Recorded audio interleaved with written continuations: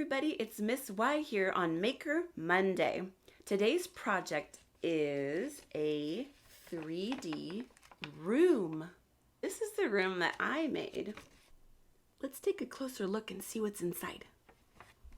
I drew a rug on the floor and a beanbag chair. There's a video game with the controllers. Here's the television. Some art on the wall. Over here and over there. Oh, over here on this side we have bunk beds and a little table and chair to do some art projects. Here's another one that I made that's a little bit fancier. This one has a checkered floor and it has lots and lots and lots of books to read on these shelves that I drew. There's a cozy chair, fancy chandelier, and on this side I have an art studio and it has a sink and a table, all kinds of art supplies on the shelf, and I drew a window and it's a beautiful day outside. Another cool thing about your 3D room is that it folds flat. You can take this anywhere. I'm going to show you how to make your own. You need a normal piece of paper, a glue stick, scissors, color pencils. It's okay if you don't have color pencils, you could use markers. It's okay if you don't have a glue stick, you could use squeezy glue. The first thing is to make your rectangle paper into a square. We're going to cut off a strip. So to make sure you have a perfect square, take one corner, curl it over and line it up. Just do the best that you can.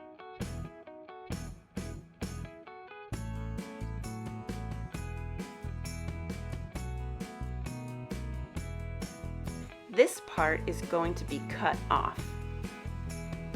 Here we go, get your scissors and carefully just cut in a straight line. Do the best that you can. If it's not perfect, it's a-okay. This piece of paper will make an excellent bookmark. Now we're going to open the paper and see how I have one fold going diagonally. We need another fold going diagonally again. We're going to fold it the opposite way, corner across the page to the other corner, line it up the very best that you can, and crease it nice and tight. Open it up and you should see a nice X going across your paper. Now we need to fold it straight up and down and straight across. Two more folds. Let's start with going up and down. Fold your paper in halvesies. Not diagonal this time, just straight across. Match it up the very best that you can.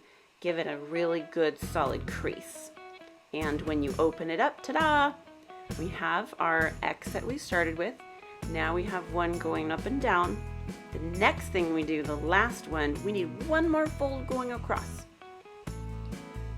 Fold your paper in halvesies one last time.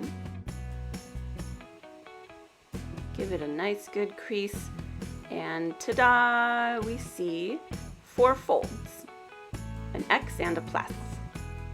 The next thing we need is our scissors. We're going to cut from the center all the way down. Now it doesn't matter which one you choose. It could be this one, as long as it's one of the folds that's straight up and down. We're going to cut all the way just to the center and then we're going to stop. This is going to make your paper look like a pair of shorts. See? A walking pair of shorts.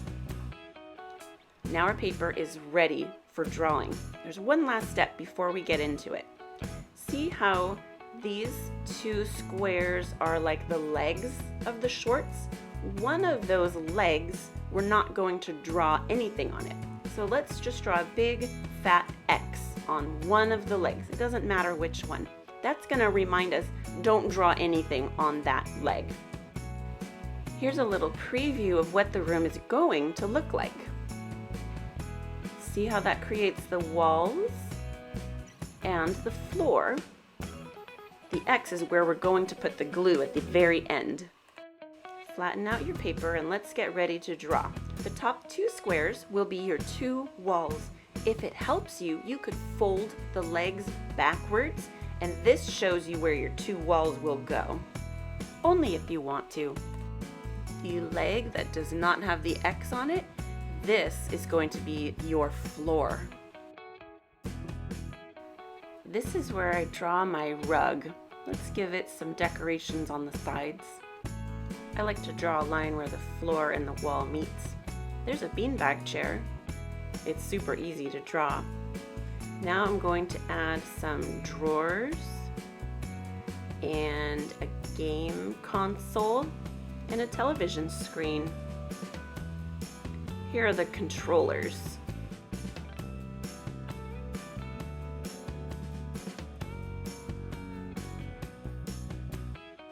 Let's decorate the walls any way that you want. A rectangle with a rectangle inside makes a great picture frame. You are the artist, so you get to draw anything that you want for your room. Here are the bunk beds with their pillows. Of course, you need a way to get up to the top bunk. I'm adding things to keep me busy. I love making art projects. So here's a table and a simple chair for my art table. Of course, more art on the wall. When you're happy with everything you drew, it's time to add some color.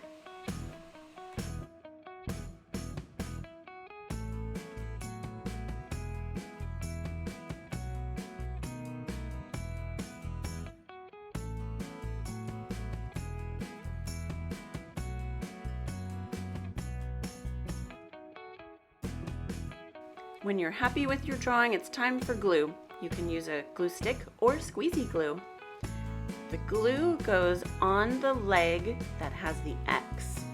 Make sure to get all the way to the corners. If you're using a glue stick, you don't need to glob it on very much. Just have enough to make it sticky. Nobody likes a dried up glue stick. Don't forget to put the cap back on. Okay, here we go. The rug goes on top of the X, fold it over, and line it up. Press down.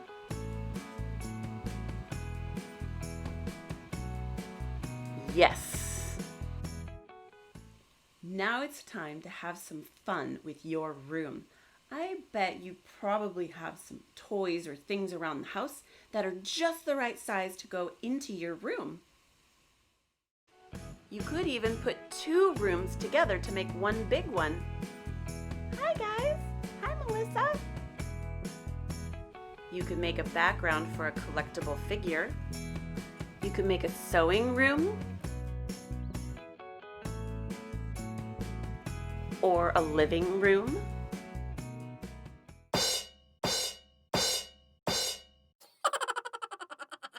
You could put four together and have a monster party.